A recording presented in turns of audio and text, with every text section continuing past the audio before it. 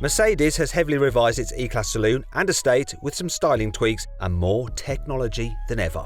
And here are the carwow top 10 things you need to know.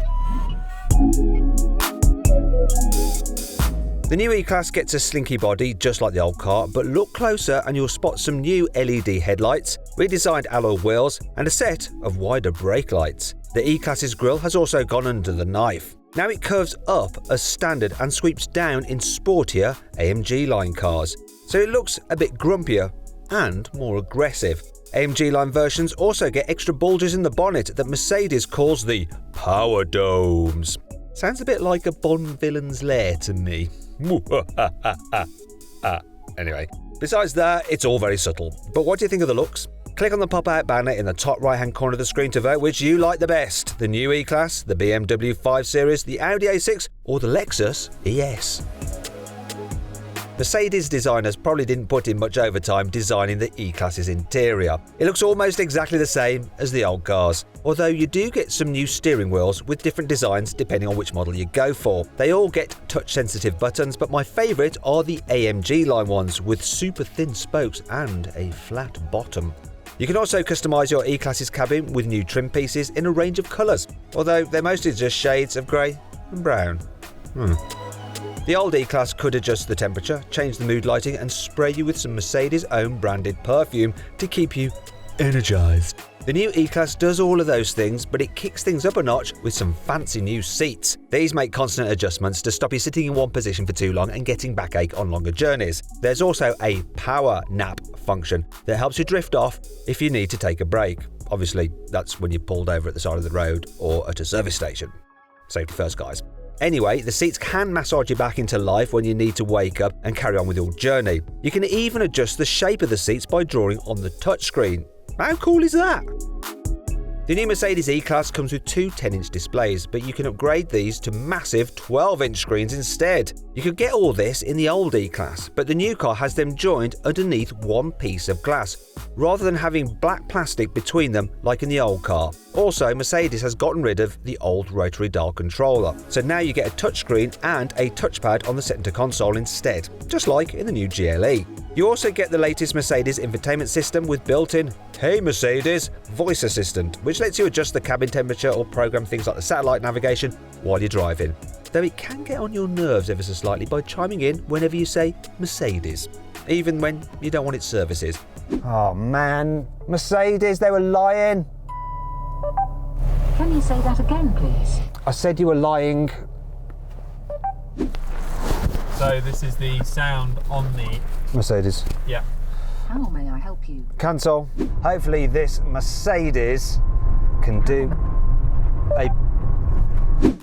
You can get the new Mercedes E-Class with a bunch of petrol, diesel and plug-in hybrid engine options. But you can also get a pair of all-new mild hybrids as well. The cheapest is the 292 horsepower 2-litre 4-cylinder petrol engine with a 48-volt mild hybrid system. There's also a beefier 3-litre straight-six diesel engine that pumps out 387 horsepower. Both come with a 20 horsepower electric motor that gives them a bit of extra shove when you hit the accelerator. And the motors mean they can shut off their engines completely and coast at up to 100 miles an hour when you're cruising to help save fuel.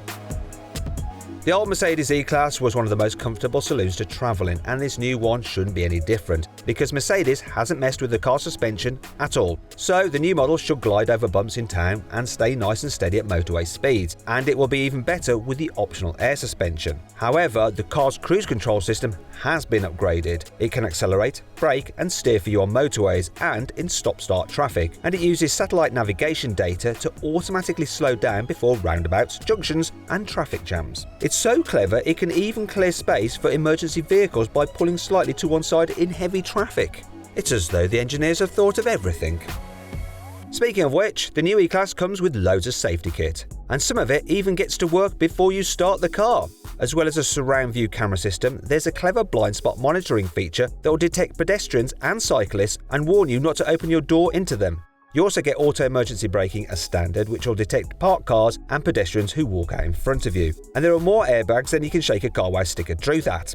There's also Mercedes Urban Guard system. You can think of it as a personal security guard that will set off alarms and message you using the Mercedes Me app if someone bumps into your car in a car park or tries to steal it.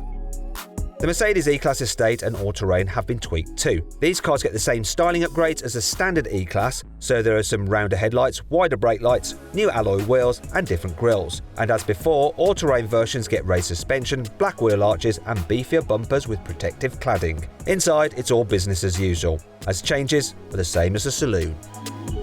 Fancy a bit of performance? Well, the AMG tuned E53 also gets a few upgrades. You'll spot the E63 style grille straight away, and the diffuser and spoiler are also new. It gets the same 3-litre straight-six mild hybrid engine as in the old car, so it makes the same 435 horsepower and 520 Nm of torque. If you want, you can pay extra for the AMG Dynamic Pack, which adds a race and drift driving mode. Drifting? In a hybrid? Have they gone mad? This upgrade also gets you some red brake calipers and a pair of fancy driving mode buttons on the steering wheel, just like in the full-fat AMG models. Finally, we need to talk about the price. The new Mercedes E-Class's extra tech means it'll cost you a bit more than the old car. Now, Mercedes hasn't said exactly how much it'll be, but I reckon saloons will start from around £40,000. Estates will kick off from around £45,000, while all-terrains from about £65,000. And if you fancy a fast E53, then you'll need to put aside close to £70,000. Now, to see how much you can save on one of these new E-Classes, click on the pop-out banner in the top right-hand corner of the screen to download the new CarWow app. As well as checking prices, it will allow you to use your phone's camera to read a car's number plate and get a valuation on that particular model. Oh, and by the way, the app is completely free, so you may as well just download it anyway. Please subscribe to this channel for more videos, and if you click on the deals box to the right, you can see how much you can save on a new car at CarWow. Or click on the video windows below to watch another of my videos.